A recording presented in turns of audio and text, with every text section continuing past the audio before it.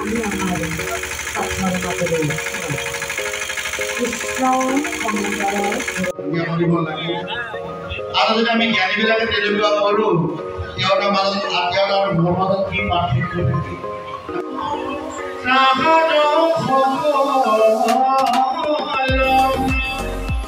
নাহিয়া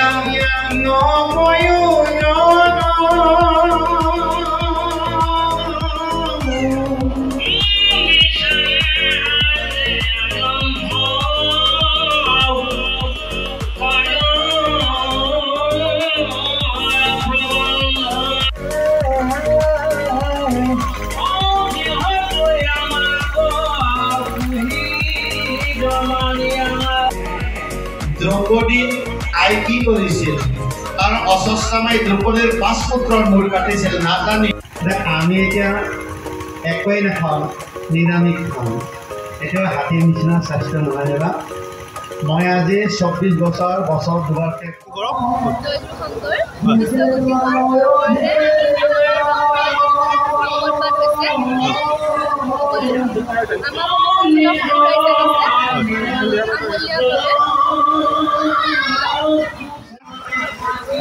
বিশ্ব শান্তিৰ উদ্দেশ্যে পুৰখিনি কৃষ্টি বিকাশ কেন্দ্ৰৰ সৌজন্যত আৰু নতুনকৈ যুৱ সংঘই আমি বিগত বৰ্ষৰ দৰে এইবাৰো ভাগৱত পাঠ আৰু ব্যাখ্যাৰ আয়োজন কৰিছোঁ।